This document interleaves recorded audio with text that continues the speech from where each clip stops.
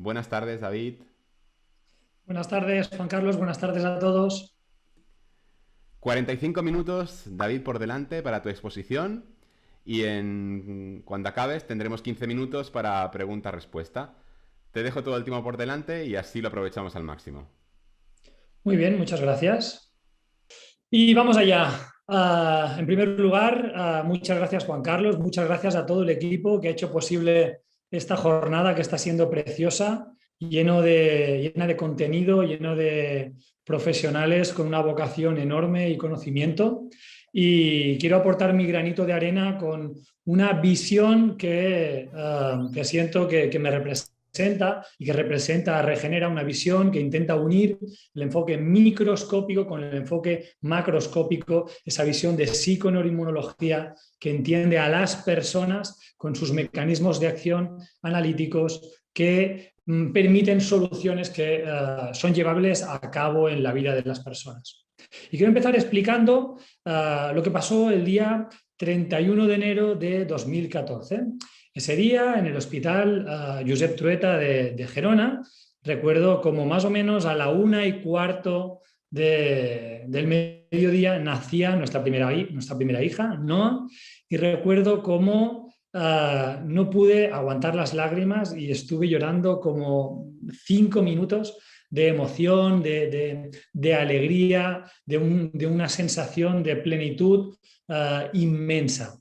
Y cuando pienso en fertilidad, lo vinculo rápidamente a todas esas emociones que yo sentí en ese momento y entiendo que a la hora de poder aproximarnos a nuestras parejas para poderlas ayudar, debemos contemplar todas esas emociones que en un momento dado afloran en forma de felicidad, alegría y de un sentimiento que te llena. Pues lo mismo puede pasar en aquellas parejas que les esté costando alcanzar su sueño de ser padres. Y por eso quiero que en esta presentación podamos tener ese enfoque siempre en cuenta, tener siempre presente que los seres humanos, las parejas, las personas, somos humanos, somos seres biológicos, emocionales y sociales.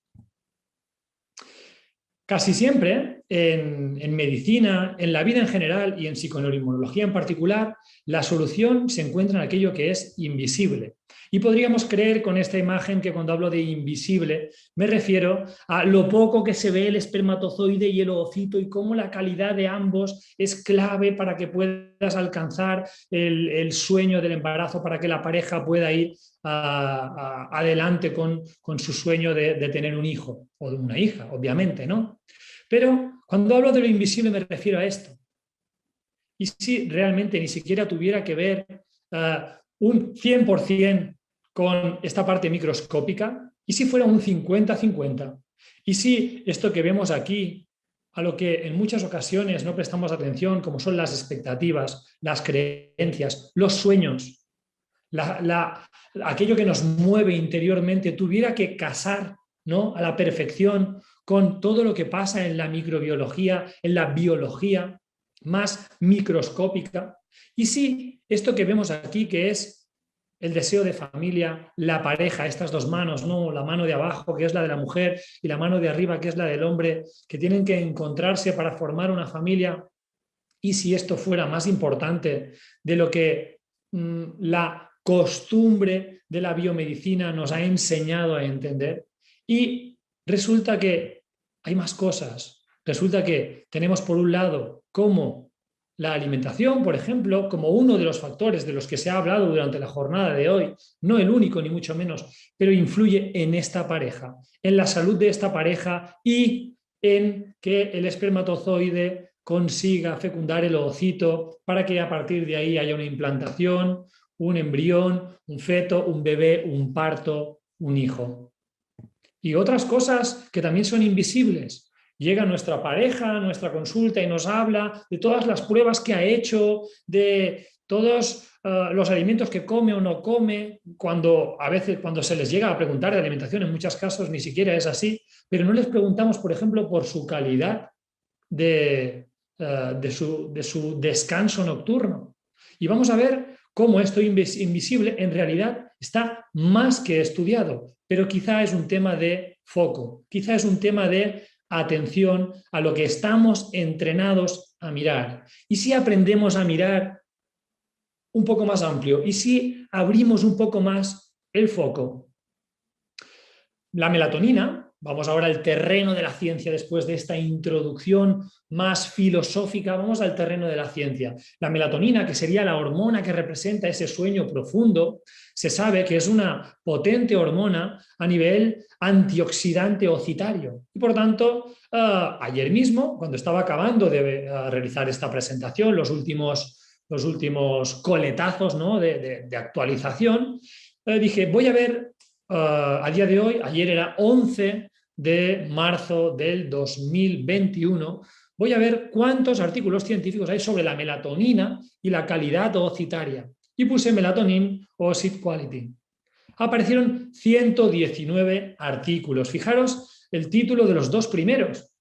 No es una búsqueda exhaustiva, es solo términos científicos y a ver qué hay en la ciencia.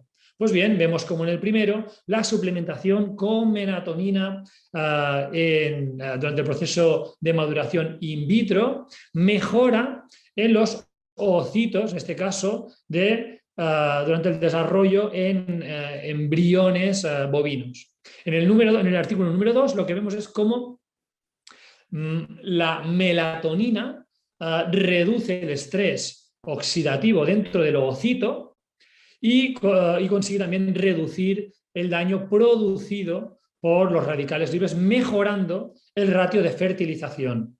Una búsqueda rápida y enseguida nos aparecen, recuerda que el título de esta presentación es bases de una fertilidad sana, una fertilidad funcional en el hombre y la mujer. ¿Qué hay más básico que un sueño profundo? Recuerdo con esto que no hace mucho tuvimos una reunión con nuestro proyecto de Regenera Fertility, de fertilidad funcional, que busca ayudar a las parejas a conseguir su sueño de ser padres. Tuvimos una reunión con un importante grupo de investigación en Cataluña y recuerdo cómo me sorprendió la postura en aquel caso era una mujer que era la líder del grupo de investigación y nos decía, hasta que estaba como temerosa, ¿no?, por la visión de la psiconeuroinmunología que busca ofrecer soluciones a nivel clínico. Y decía, ¿hasta qué punto contempláis la ciencia? Y hablamos, por ejemplo, de la melatonina. Y llegó un punto en el que ella hablaba de la suplementación de melatonina. Y yo le dije, si tú miedo es hasta qué punto nosotros cogemos ese contenido, esos resultados de los estudios científicos que hablan de melatonina y lo volcamos en la vida misma de los pacientes, y ya no hablando de suplementación, sino de cómo duermes o cómo podemos intervenir en tu descanso nocturno para que sea profundo y puedas producir melatonina y de ahí mejorar tu calidad ocitaria. Si tu pregunta es, nosotros no tenemos, como te diría, ningún reparo en ir a intervenir en el sueño, porque es una base, aunque no haya una relación, no haya estudios que hablen del sueño, pero sí los hay de melatonina, mi respuesta es sí, no tenemos ningún reparo en ir directo a las bases, porque ese es uno de los primeros errores en el enfoque que vamos a ir viendo durante esta ponencia. El primer error que vemos es, que hemos visto en la diapositiva anterior, es solo mirar lo micro, solo mirar eso a nivel de microscopio y no contemplar que hay una familia, que esa pareja come, duerme, se relaciona. El siguiente error es contestar siempre exclusivamente bajo parámetros estrictamente de artículos científicos. No hay suficientes artículos científicos que digan que la melatonina o que el descanso nocturno... Ahí nosotros entendemos que la ciencia es imprescindible y nosotros bebemos de la ciencia, tenemos formación científica. Yo hice un máster en biología molecular y biomedicina con estadística, con estudios, una barbaridad de ciencia. Bebemos de ahí, pero tenemos que ser capaces de volcar ese contenido científico en la práctica clínica, en la vida de nuestros pacientes, porque si no, no tiene ningún valor. Y vemos, por ejemplo, aquí un estudio que nos habla de cómo la combinación del mioinositol con la vitamina D y la melatonina mejora, fijaros aquí está en este recuadro, está en inglés, pero viene a decir que el tratamiento con esta combinación de 3 componentes mejora significativamente el blastocisto, y la calidad oocitaria en el grupo donde se interviene respecto al grupo control, consiguiendo un 42% de embarazos versus un 24% en el grupo control. Estamos casi en el doble. Y sin embargo, y continuamos pensando, hay que continuar haciendo estudios para poder decir que hay que empezar a trascender eso. La ciencia debe ser el lugar donde podamos acudir a recoger el conocimiento para volcarlo en el marco de la vida de nuestros pacientes, fijándonos en la calidad del descanso de nuestras parejas, por ejemplo. Lo mismo con la alimentación, lo mismo con el ejercicio físico, que no se quede en simples palabras, que realmente se pueda traducir a la vida, porque eso es lo que va a hacer que entre la ciencia y el sueño de tener hijos pueda tenderse un puente. Es el sentido común, la voluntad de llevar a la clínica ese conocimiento científico. En este sentido, vamos a profundizar un poco en rutas moleculares, por ejemplo, de la melatonina, y veremos hasta qué punto esa base, ¿no? el sueño profundo como base de la fertilidad, es indispensable. Fíjate en esta diapositiva de este artículo de Carlomagno de 2018, cómo enseña las diferentes rutas. Melatonina interviniendo en la regulación de la apoptosis celular, también controlando el estrés oxidativo tanto en el ovario como en el blastocisto, teniendo una función, una capacidad citoprotectora a nivel ovárico y también mejorando la adhesión del blastocisto a nivel del endometrio. Realmente solo por incrementar la melatonina, y eso lo conseguimos, una, suplementando, pero dos, y de verdad y con mucho más impacto, durmiendo profundo. Y resulta que el sueño depende de muchos otros aspectos. Resulta que el sueño depende del ritmo de vida, de si hay o no ejercicio físico, de si estoy inflamado, de la calidad de mi cama, por ejemplo, del estrés con el que me vaya a dormir, de esas pantallas que yo mire con luz azul antes de irme a la cama. Yendo un poco más en profundidad, ¿no? vamos a sumergirnos en ese microscopio que vemos aquí a la derecha, vamos a sumergirnos y vemos cómo esta melatonina, a través de diferentes receptores, todos estos nombres raros aquí que no voy a nombrar para no hacerme pesado, pero tenéis aquí los diferentes acrónimos, todos estos receptores a nivel del endometrio dependen de la melatonina para que el blastocisto se pueda implantar. Realmente, decidme si eso no es una base tremenda. Pero aquí viene mi siguiente pregunta. ¿Cuántas personas, cuántas parejas duermen suficiente? ¿O cuántas parejas duermen las suficientes horas? ¿O cuántas personas, mujeres, hombres, duermen con la suficiente profundidad y calidad? Eso es una base. El descanso nocturno es una base, igual que lo es la alimentación, igual que lo es el ejercicio físico, igual que lo es el sexo, como nos hablaba Laura Pastor en su ponencia, igual que lo es la relación de pareja en sí mismo. Más bases de fertilidad funcional. Lo mismo que hice con la hormona melatonina, lo he hecho con la hormona de crecimiento. Growth hormone es una hormona que se libera, curiosamente, durante las 4 primeras horas de la noche. Esta hormona de crecimiento tiene la capacidad, bueno, fijaros, relación con calidad oocitaria, 341 estudios, ayer 11 de marzo del 2021. Y, sin embargo, continuamos pensando, ese es uno de los errores de enfoque, pensamos en hormona de crecimiento y pensamos, ¿qué me puedo tomar para hacer hormona de crecimiento? Pues, por ejemplo, el hecho de ir a dormir con la barriga que ya haya hecho la digestión, es decir, cenar pronto o cenar poca cantidad, mejora la producción de hormona de crecimiento a nivel de la hipófisis y también a nivel de las cantidades menores que se producen también en otros tipos celulares. Solo por el hecho de ir a dormir más pronto y con la barriga menos llena y sin escoger alimentos que inflamen nuestra microbiota, la producción de hormona de crecimiento es mucho mayor. Y también esa hormona de crecimiento dependerá depende o es inversamente proporcional, por ejemplo, a los niveles de cortisol. Cuando tengo un ritmo de vida alto, ese cortisol va a frenar esa hormona de crecimiento. 341 artículos hablando de hormona de crecimiento. Dime ahora si esto es o no es una base, si no es un pilar. Y resulta que muchas veces nos vamos a dormir 12:30, 1, y por biorritmos la producción de hormona de crecimiento a nivel de la hipófisis empieza, son las 4 primeras horas de descanso, pero también está correlacionado con el horario del día y más o menos 10:30, 11 es cuando se empieza a producir y sería de 10:30, 11 a 3 de la mañana donde tendríamos mayor producción de hormona de crecimiento. Y es que tú sabes que si te vas a dormir un día a las 5 de la mañana y duermes 8 horas, o te vas a dormir a las 11 y duermes 8 horas, has dormido el mismo número de horas. De 11 a 7 son 8 y de 5, perdón, de 5 a 13 también serían 8, ¿no? Y sin embargo, te levantas de un modo o de otro. Eso tiene que ver con la hormona de crecimiento, una de las hormonas más importantes en la regeneración de nuestros tejidos. Y cuando nosotros hablamos de hormona de crecimiento, es inseparable del ejercicio físico. El ejercicio físico, otro grandísimo pilar.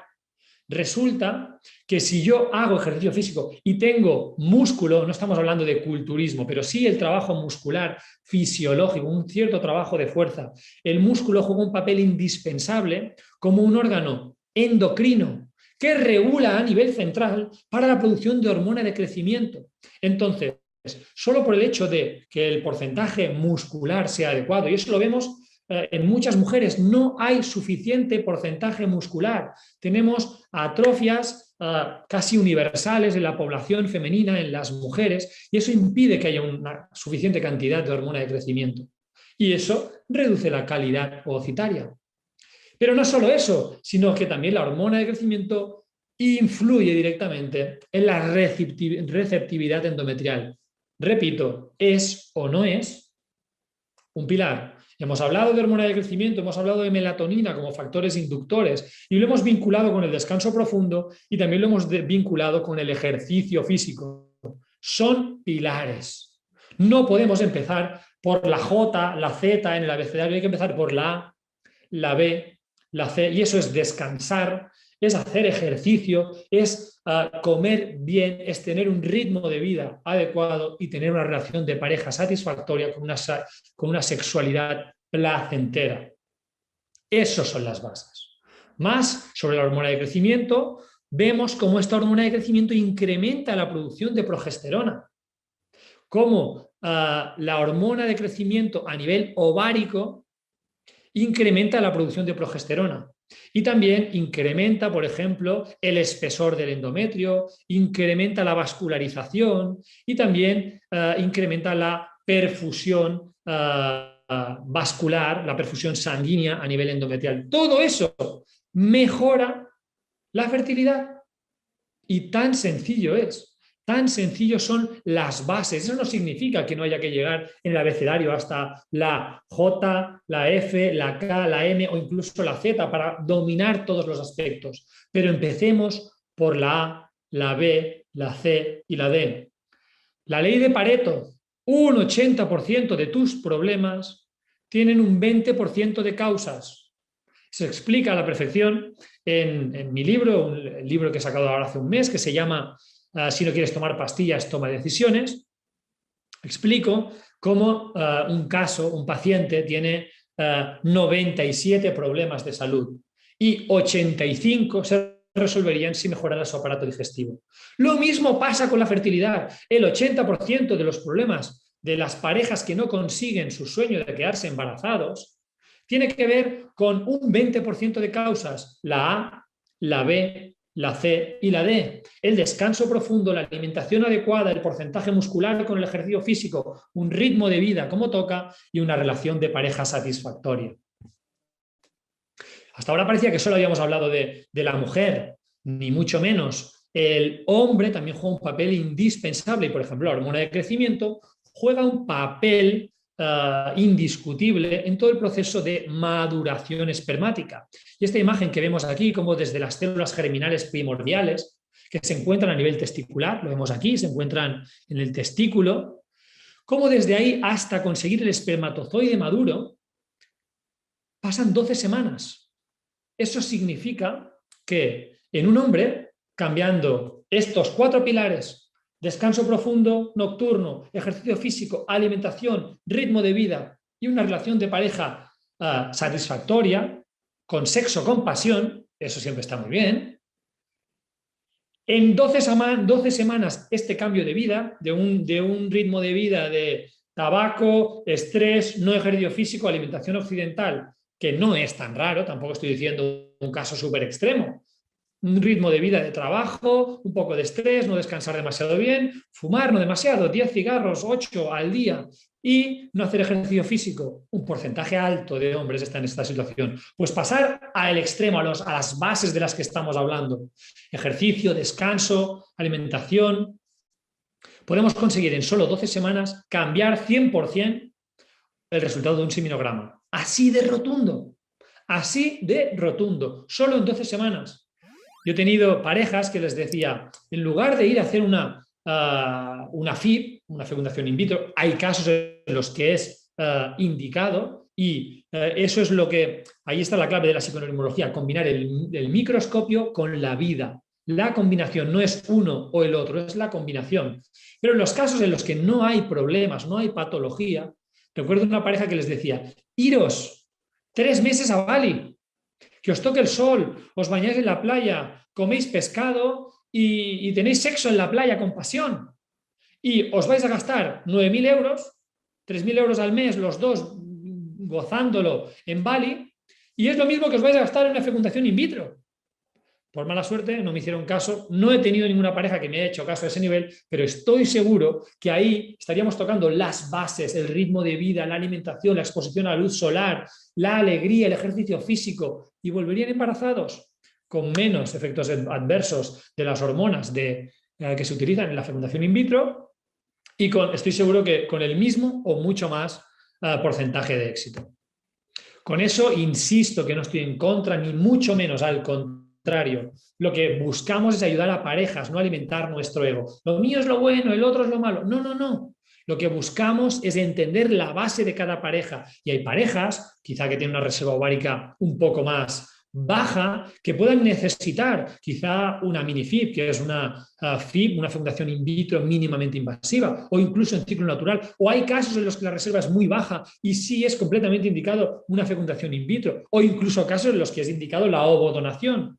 Para eso está la biotecnología, por supuesto, y la recibimos y la agradecemos. Pero cada cosa en su debido momento y no para todas las parejas como se está haciendo en la actualidad. Algunos datos preocupantes en el hombre.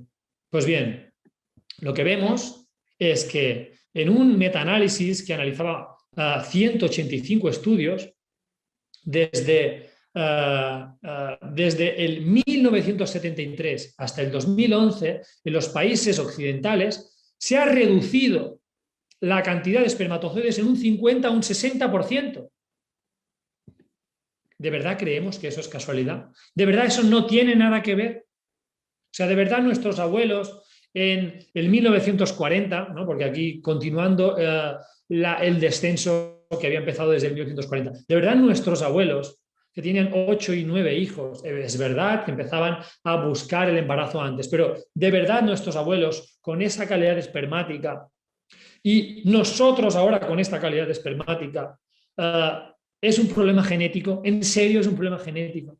Ya basta. Es un problema de las bases del estilo de vida. Y eso es lo que quiero transmitirte hoy para que sea un mensaje empoderante. Y por supuesto, el microscopio nos va a informar de ese recuento. Pero en el fondo, lo verdaderamente importante es esto. ¿Cuál es ese hombre que tiene ese recuento? ¿Y en qué estilo de vida se encuentra? En este. Es este señor que está preocupado, que tiene un ritmo de vida, que no para, que tiene mucho estrés en el trabajo. Estas dos cosas, el microscopio y la vida, están unidos. Ya basta de separarlos, porque no nos hace ningún favor. como pacientes y como sociedad. Algunos datos preocupantes. Vemos, por ejemplo, que las hormonas tiroideas, de las que se ha hablado a lo largo de la jornada, son importantísimas durante la fase folicular y también durante la fase lútea. Y lo que sabemos a día de hoy es que los trastornos de la tiroides son el segundo desorden endocrino más prevalente en la mujer. El segundo. De nuevo, volvemos a los pilares. ¿Y qué pasa si las hormonas tiroideas están alteradas? Fijaros, T3 y T4 influyen tanto en la embriogénesis, tanto en la placenta, eso ya cuando ya hay embarazo, y lo saben las mujeres, y lo saben los ginecólogos, que miran los niveles de TSH que estén entre 1,5 y 2, 2,5, mientras que mujeres que buscan quedarse embarazadas les permiten tener unos niveles de TSH a 4,5 y no pasa nada. No puede ser, hay que empezar a entender de un modo más profundo la fertilidad y entender que la mujer que quiere quedarse embarazada debemos de algún modo exigirle los mismos niveles de hormona tiroidea que a la mujer que ya está embarazada, porque eso influye en la calidad ovocitaria y porque también influye en la producción de progesterona y eso en la implantación, como vemos aquí, además también de influir, parece que hay estudios que nos enseñan cómo también influye en la calidad, en la maduración espermática. ¿El verdadero problema entonces cuál es? Podríamos creer que el problema es el paso de los espermatozoides a su diferenciación, podríamos pensar que el problema está en la maduración, pero el verdadero problema de esta diapositiva está en este lado, en solo mirar a través del microscopio y no mirar a las personas, no mirar a las parejas. Su descanso se va a ver reflejado aquí, su alimentación se va a ver reflejada aquí, sus relaciones sexuales se van a ver reflejadas en embarazo o no. Y si no, hay un estudio que se tuvo incluso que parar porque el comité ético lo tuvo que detener, un estudio en el que incluyeron, el criterio de inclusión era que hijos y padres, los padres estuvieran seguros de que eran los padres de sus hijos. Entonces les iban a hacer un estudio genético para ver si realmente esos padres que estaban seguros de ser padres de sus hijos eran. Y entonces empezaron a hacer secuenciaciones genéticas y cuando llevaban un 10% de padres que no eran padres de sus hijos, tuvieron que detener el estudio. ¿Qué quiero decir con eso? El deseo, el morbo, la pasión juega un papel importantísimo en la fertilidad y por eso hay tantos hijos de las relaciones extramatrimoniales. Es así, es como chocante, pero es así. Por tanto, el error es solo mirar el microscopio. De nuevo, la solución está en aquello que no se mira. Mira detenidamente esta diapositiva y cómo dentro de la circunferencia de la óptica de la lente de la cámara se ve una imagen, pero los árboles del lado, los árboles que están a los lados, no se ven dentro de esa imagen. Y entonces, si esos árboles no se ven, ¿no será que es un problema de enfoque demasiado cerrado? ¿Y qué pueden ser esos árboles? Fíjate, aquí está la calidad espermática, la calidad ovocitaria. Podemos ampliar un poco las miras y mirar los testículos, los ovarios, el endometrio, el útero globalmente, los genitales y las gónadas en definitiva. O podemos ampliar un poco más y vamos a incluir el sistema endocrino, la melatonina, la hormona tiroidea, el cortisol, la prolactina, los andrógenos, la testosterona, la progesterona.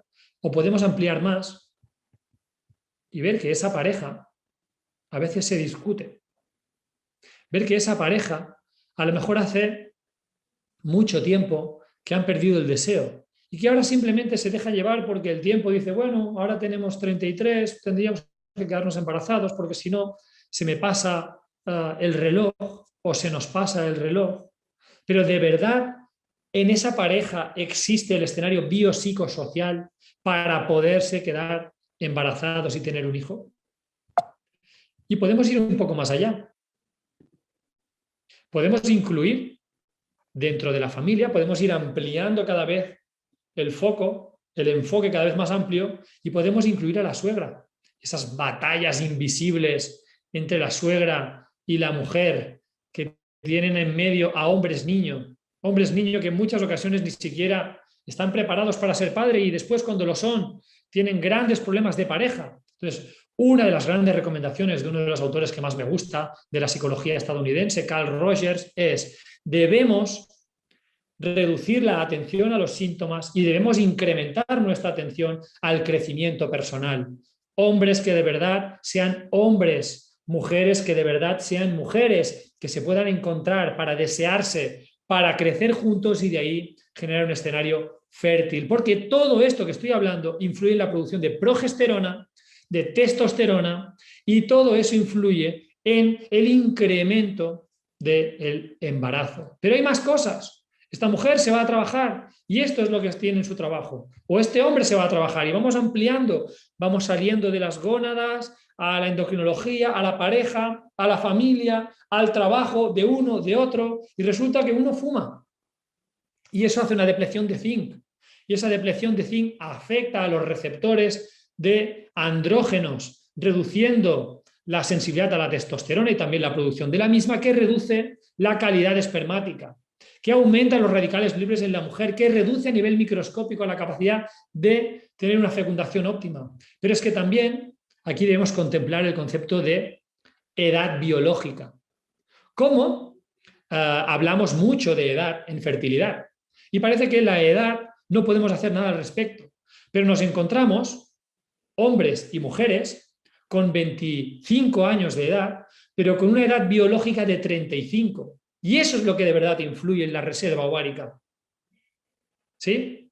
Y a la inversa, encontramos hombres y mujeres con los pilares, el descanso, la alimentación, el ejercicio físico, una vida tranquila, con pasión por lo que hacen, pero sin estar absolutamente desbordados por su trabajo y por su vida, ese ritmo infernal que a veces nos arrastra.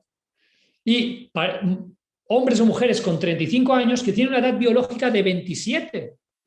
Y seguro que reconoce esos casos. Ahí nosotros podemos intervenir. Laura Seco nos hablaba de la edad. Uno de los modos en los que podemos intervenir, vale, yo ahora tengo 35, pues haz todo lo que esté en tus manos para intervenir en tu edad biológica. Seguro que conoces el concepto de la telomerasa y los telómeros. Tiene que ver con esos pilares de los que estamos hablando. Esas bases de la fertilidad funcional son las bases de la salud. Y no es raro que estén tan unidos las bases de la salud y las bases de la fertilidad, porque la biología va a querer hijos sanos. Y por eso quiere que las parejas sanas tengan más hijos. Y por eso premia cuando neutralizamos el estrés oxidativo y demás. Y pueden pasar más cosas, que esa pareja tenga problemas de dinero incluso. Y que cuando tenga que hacer tratamientos de reproducción asistida, el propio tratamiento de reproducción asistida suponga una presión extra a nivel económico y eso reduzca el efecto o la posibilidad de conseguir el embarazo que están buscando. Así, cada vez ampliando más, contemplando el micro y contemplando el macro. Eso es la psiconeuroinmunología.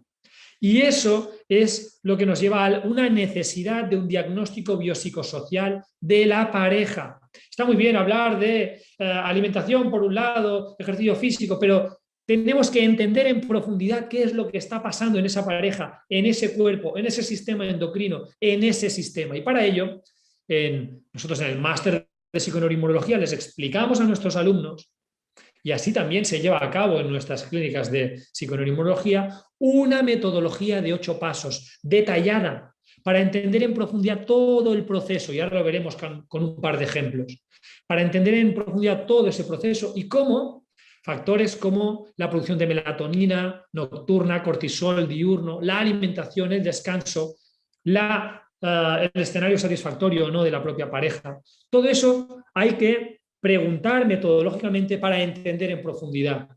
La famosa frase de hay que dejar de entender a los pacientes como enfermos y hay que empezarlos a entender como personas y hay que entender su proceso vital hasta llegar al momento en el que acuden a pedirnos ayuda. Ya basta de hacer enfoques estáticos. Ya está aquí y ha llegado para quedarse el enfoque dinámico de la salud que nos ofrece el enfoque biopsicosocial o la psiconeuroinmunología clínica. En este caso, la metodología de 8 pasos de Regenera le enseña a nuestros alumnos a poder entender eso en profundidad. Y así es como atendemos a nuestros pacientes. Acabamos con 2 casos reales que explican esta metodología. Vemos a Sandra y Carlos, 32 y 34 años respectivamente. Carlos con un seminograma con unos resultados correctos. Y Sandra una reserva ovárica entre 6 y 8 óvulos. A través de un recuento folicular han visto esto. Pero resulta que Sandra y Carlos son dos chicos, son una mujer y un hombre que han estudiado, que han conseguido puestos de trabajo pues, que están bien, pero eso, claro, es a costa de carga, de estrés y a costa de comer rápido y casi lo que puede Sandra. Y les dicen, bueno, está todo bien, tendréis que ir a reproducción asistida. Y la pregunta es, un momento, doctor o doctora, si está todo bien, ¿por qué tengo que ir a reproducción asistida? Me estás diciendo que está todo bien, estamos sanos, ¿por qué tengo que ir a reproducción asistida? Pues fijaros, de nuevo, como digo, un caso real muy habitual. Lo que no vemos es esto, o lo que no miramos es esto. Este es el ritmo en el que viven en esta ciudad. Sandra incluso ha dejado de correr porque quiere quedarse embarazada. Ha empezado a hacerse test de ovulación, hace unas gráficas para saber cuándo ovula y cuando tienen sexo ni siquiera tiene deseo. Es sexo para poderse quedar embarazados, no sexo por pasión. Y cuando me preguntan muchas veces, David, ¿qué alimento es el que más mejora la fertilidad? Yo les digo, el deseo. No, pero algo que sea para comer. Yo les digo, pues mira, una botella de vino en una buena puesta de sol. Ahí es donde aparece el deseo. Entonces, los test de ovulación, contando los días con las piernas arriba para que el esperma se quede dentro y haya una buena... Eso es antifecundación, perdón. Y aquí vemos cómo el resultado efectivamente es negativo. ¿Y qué pasa después de un sangrado, otro sangrado, otro sangrado? Sí, no les pasa nada, llevan 9 meses, ni siquiera se puede considerar esterilidad o infertilidad porque, como hemos visto con Laura, se necesita 1 año intentándolo.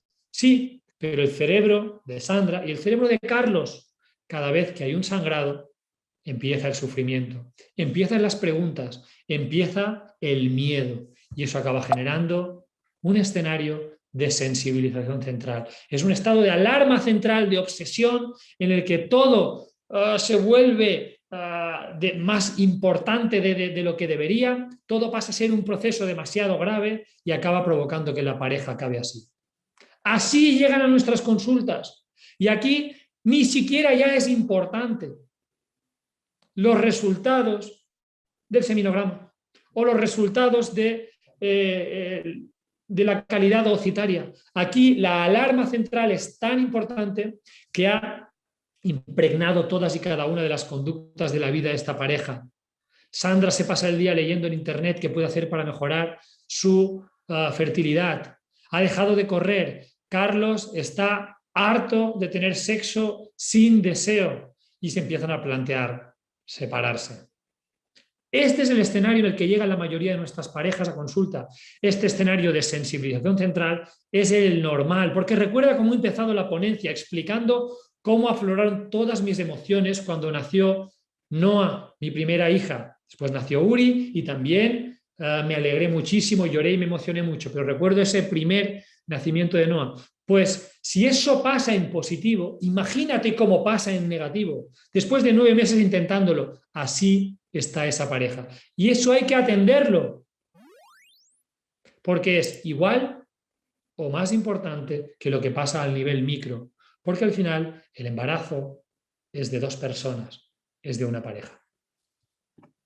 Otro caso, y abriendo un melón que dejaré abierto y con esto acabaremos la ponencia, es el conflicto de intereses. Recuerdo el caso de Alba, una mujer de 33 años que quería ser madre soltera. Fue a una clínica de fertilidad y le salió una reserva ovárica, que en este caso era de entre 4 y 5, por eso he puesto aquí, baja se considera 3 o menor, normal entre 6 y 9, pues tenía 4 o 5. Una reserva ovárica a través del recuento folicular, que no estaba mal, pero en la antimülleriana le salió entre 0,3 y 0,6, le salía baja.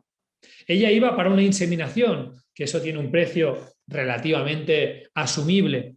¿Pero qué le dijeron en la clínica de fertilidad? Ah, claro, es que con esta antimülleriana y con este recuento ovocitario vas a tener que ir a ovodonación. ¿Y eso qué significa ovodonación? De 10 a 12.000 euros. ¿Y qué pasa? Que nos dijo el vendedor de muletas, amputaros la pierna, y nosotros le hicimos caso. No debemos olvidar que hay conflictos de interés, que la industria de la reproducción en muchas ocasiones olvida a las personas y se centra en el dinero. Y por eso, en este caso en particular, cuando vimos el caso de Sandra, lo que vimos es, primero, la clínica, como hablaba Laura Seco. ¿El ciclo era ovulatorio? Sí. Ciclo regular, con un sangrado de 5 días, 1 o 2 más fuertes, color de sangrado rojo vivo, sin síntomas premenstruales, con una ovulación a mitad de ciclo, con incremento del deseo, con cambio en el moco cervical. Realmente ese ciclo era un ciclo ovulatorio. El segundo punto que se debe tener en cuenta, el recuento folicular, de 4 a 5 folículos. Todavía se puede extraer, de hecho, es un caso que está bastante indicado para una mini-FIP, ¿no? Una fecundación in vitro mínimamente invasiva, o para incluso un ciclo natural. Nosotros desde Regenera Fertilidad Funcional lo que hacemos es intentar escoger la mejor opción para el paciente. De tal modo que si puede hacer un ciclo natural que le va a costar mucho menos dinero y que le va a evitar efectos adversos de hormonas, pues lo vamos a dirigir hacia ahí, optimizando la progesterona, los andrógenos, la hormona de crecimiento a través de esas bases de una fertilidad funcional. Y habrá casos en los que será inferior a 3 y habrá que hacer FIP, y otros en los que habrá que hacer ovodonación, pero en este caso Alba no era una paciente para ovodonación. Pero los protocolos, en muchas ocasiones en las propias clínicas, no están hechos por los trabajadores que te van a atender y que sí son vocacionales y que quieren lo mejor para las parejas. Están hechos por la propia empresa, que se basa en balances numéricos y que dice, pues si hay una antimülleriana entre 0,3 y 0,6, con un recuento de 4 o 5, vas a ovodonación y con eso nos aseguramos y a la vez facturamos. Eso no puede ser. Y por eso abro este melón y lo critico abiertamente. El conflicto de intereses. Y me diréis, bueno, David, ¿tú también tienes conflicto de intereses? Sí, lo que pasa que los conflictos de intereses, en este sentido, los van a mediar, los van a regular el nivel de ética de los profesionales y de los que marcan los parámetros. Y como sabéis, Regenera, como empresa, busca formar a los alumnos para que tengan un enfoque respetuoso hacia la vida de sus pacientes y hacia las personas. Y también Regenera, como empresa que ayuda, que atiende a parejas en clínica, tiene como prescripción número 1 que siempre, siempre es el paciente el que va por delante. Bien, el tercer punto es que no es suficiente con una hormona antimülleriana. Debe haber una analítica completa, la combinación de estrógenos bajos con FSH alta con antimülleriana baja. ¿Y qué pasaba con Alba? Que tenía una antimülleriana un poco, la tenía baja, pero después la FSH no estaba muy alta y los estrógenos no estaban tan bajos. Por eso tenía un ciclo regular.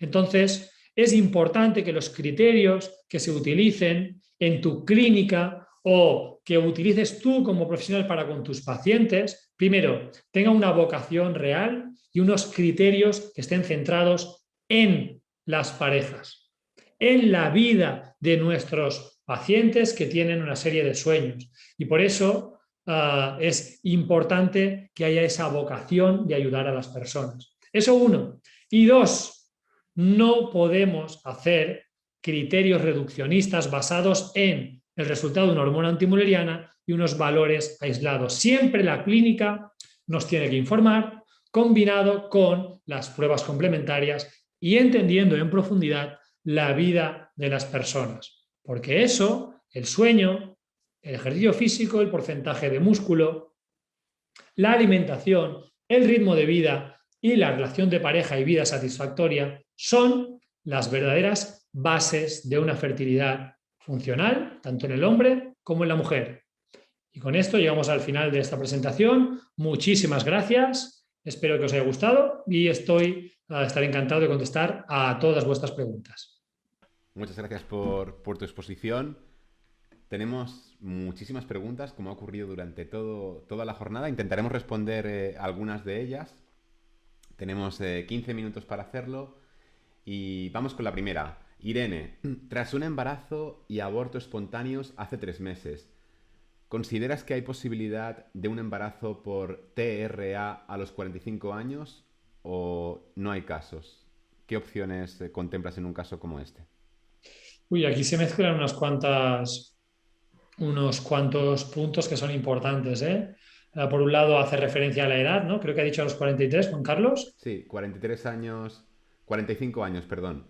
45.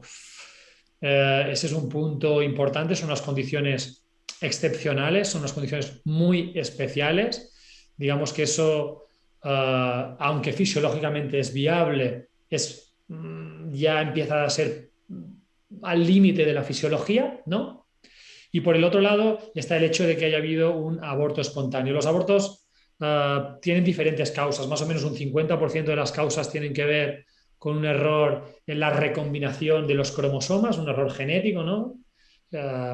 Que no hay viabilidad genética, se le llama clásicamente. Después el 50% restante lo podríamos dividir más o menos en un 30% por factores vasculares, por trombofilias, que tengan un origen ya sea autoinmune, ¿no? Un síndrome antifosfolípido, o ya sea una trombofilia de origen genético, y después nos quedaría un 20% restante que tiene que ver con el sistema inmune y cómo una placentación deficitaria por un sistema inmune activo puede dar lugar también a un aborto. Entonces se mezcla, por un lado, abortos, por otro lado, una edad al límite de la fisiología.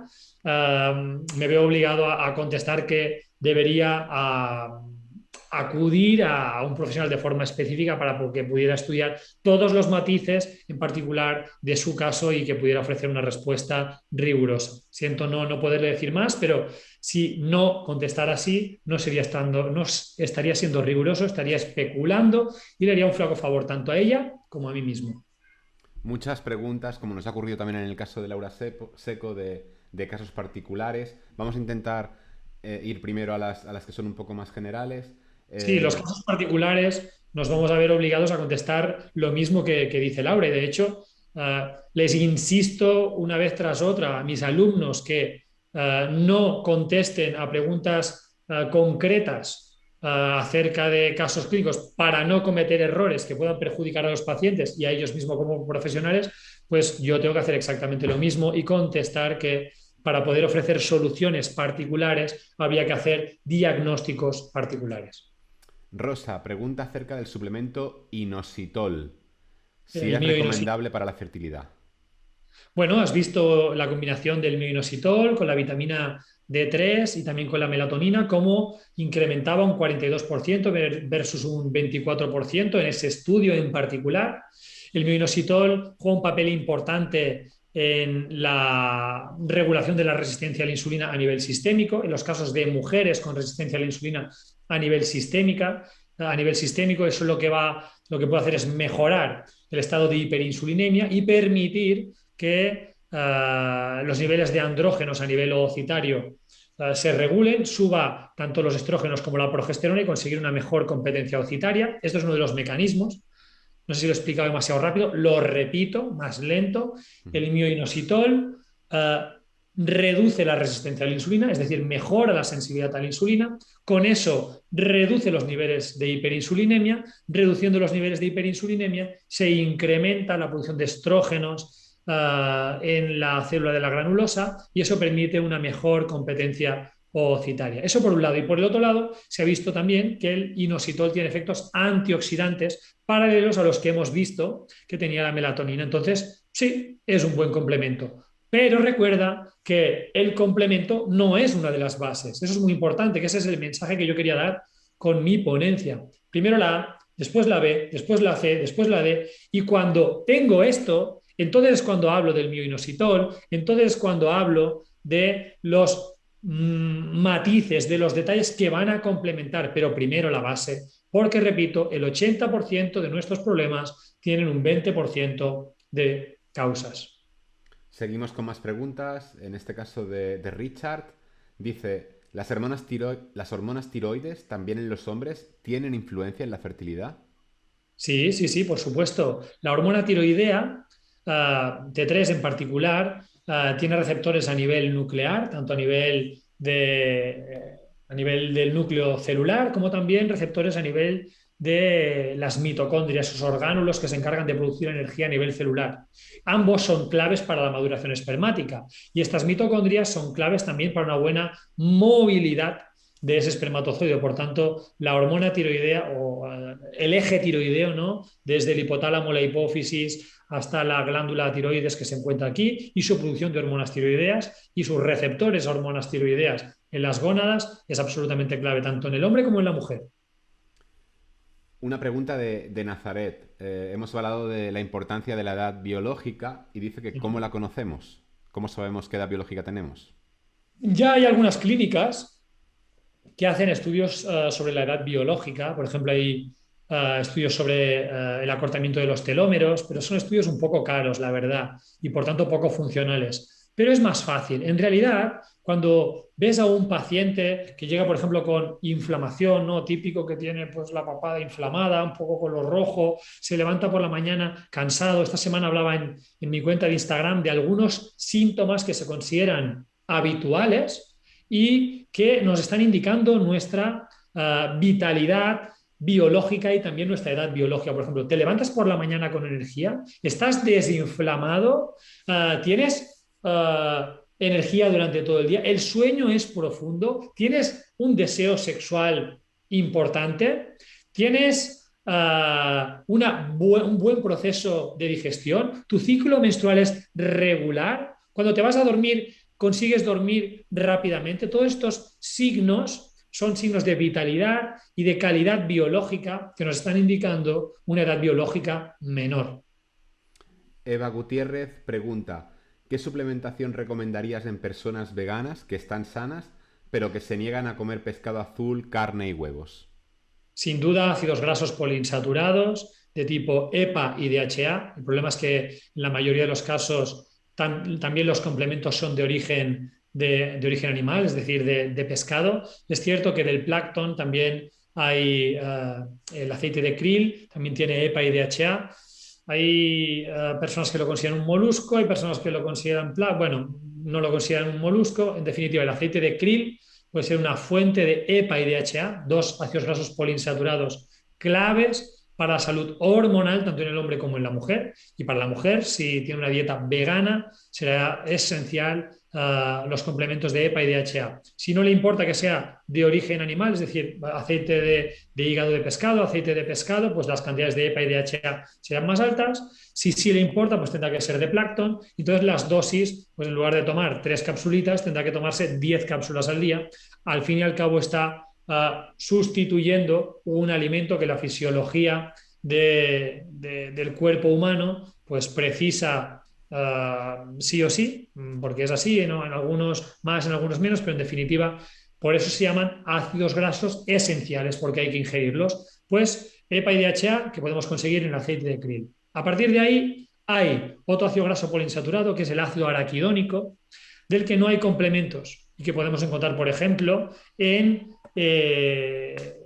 la carne de animales salvajes que han comido hierba y se han movido, terrestres, o también en los huevos de aves que también son salvajes. Entonces, claro, si es una dieta vegana, pues habrá carencia de ácido araquidónico y eso pues es un poco difícil de salvar en la actualidad porque no hay complementos. Vamos con las dos últimas preguntas. La primera de Arbelis. ¿Puede tener una persona un embarazo normal teniendo diabetes?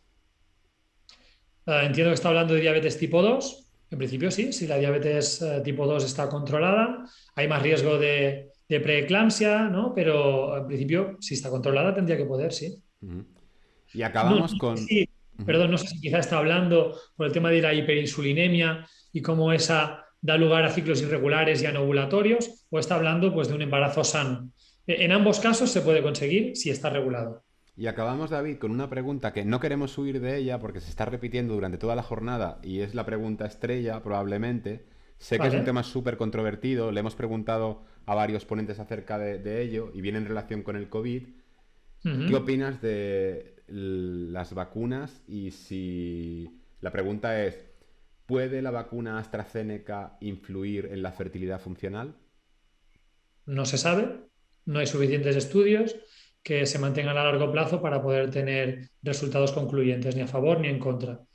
Es verdad que el escenario en el que nos encontramos es un escenario muy delicado a nivel de COVID, ¿no? Y habrá las personas que tendrán el enfoque de números totales de población y las personas que tendrán el enfoque del COVID de personas cercanas. Si tú eres de las personas pues que resulta que tienes un familiar que ha muerto por COVID, pues estarás súper sensibilizado. Si eres de las personas que no conoces personas cercanas que hayan muerto por COVID, pues entonces dirás, oye, que los números totales pues no es tan alto, pues no hace falta. A ver, la verdad es que es una situación compleja a nivel sociosanitario y como tal, las autoridades deben tomar medidas y las medidas siempre tienen riesgos y beneficios, ¿no? Y entonces las vacunas tienen una parte de riesgo y una parte de beneficio. A partir de aquí no hay estudios concluyentes ni hacia un lado ni hacia el otro. Pues muchísimas gracias, David, por tu exposición y por tus respuestas a todas las preguntas. Recordemos que David es el CEO de Regenera. Antes, al inicio de su exposición, ha agradecido a todas las personas que han hecho posible esta jornada.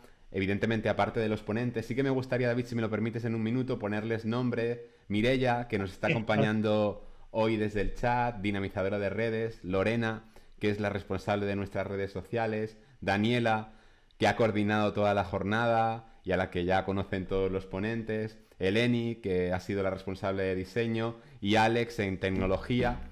Al final, lógicamente, es una jornada con muchísimos ponentes y también, bueno, creo que es justo también dedicar este espacio para agradecer a todos ellos su participación. Incluso Mirella la tenemos hoy en el chat respondiendo a las preguntas y organizando un poco esa parte. Así que gracias a todos ellos y muchísimas gracias también a los organizadores, Regenera, David, Xavi, Néstor, Carlos, por, por permitirnos ver esta estupenda jornada que todavía no ha acabado, faltan todavía 4 horas.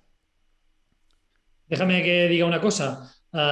Quiero agradecer en especial a Juan Carlos Cebrián, que eres tú, por toda la labor dirigiendo todas las operaciones, dirigiendo toda esta jornada que está siendo fantástica. Y la verdad que estamos muy felices, en primer lugar, de todas las personas que están participando en ella como oyentes. Y al final son el motor de por qué nosotros hacemos todas estas cosas, poder ayudar al máximo número de personas posible, agradecerles a todas estas personas su participación y agradecer muy mucho a todas las personas que conforman el equipo de Regenera, el que se ve y el que no se ve, dirigido por Juan Carlos, Daniela, Claudia, Zalfa, Mireia, todo el equipo, me dejo personas porque es un equipo amplio y estamos la verdad que súper felices de que forméis parte de nuestro equipo y que estamos seguros que vamos a hacer muchas más cosas como esta con el objetivo de ayudar a que el mundo sea más sano y más feliz.